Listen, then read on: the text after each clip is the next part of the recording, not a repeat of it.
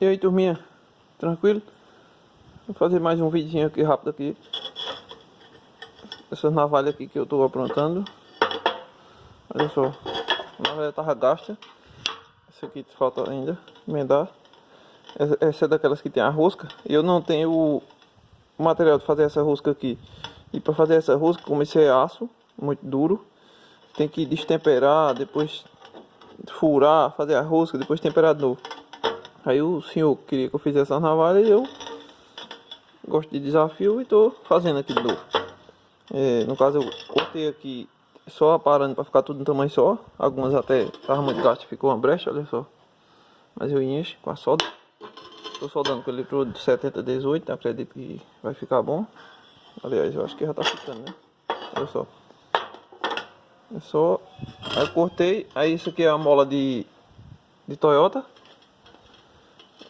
Acho que tem umas de fita também. Eu sei que eu cortei abrindo meio a mola. Uma mola deu dois pedaços, né? Cada mola deu pra duas navalhas, né? Abrindo meia aqui. Falta coisa, ficou até um topzinho aqui. Mas depois sai aqui molando.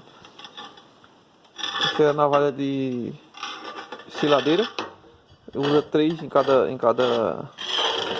Na máquina usa 3, aí aqui tem 4 jogos. Olha só, 12 navalhas.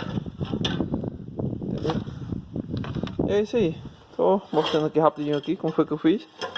No caso eu cortei, né? Ficou com 4 centímetros aqui. Cortei. Aqui ficou com 3,5. Aí dá um total de 7,5 de largura.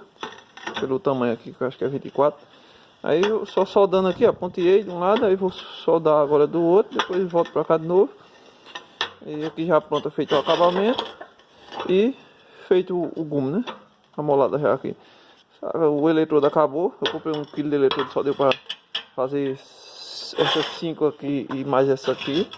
E pontear, essa aqui vem de falta terminar. Vou comprar mais eletrodo pra terminar o resto. Valeu, turminha! Não sei se gostaram do vídeo aí, se gostaram, a ideia aqui, né? Porque geralmente faz a navalha toda, né? A mola toda, sem precisar de soldar. Mas já fiz outra vez aqui e deu certo, né? Só não fiz com essa desse tamanho, fiz com outras navalhazinhas pequenas. Em menos e dá certo. Valeu, turminha! Se gostaram aí, só é deixar o joinha, se inscrever no canal e compartilhar. Valeu!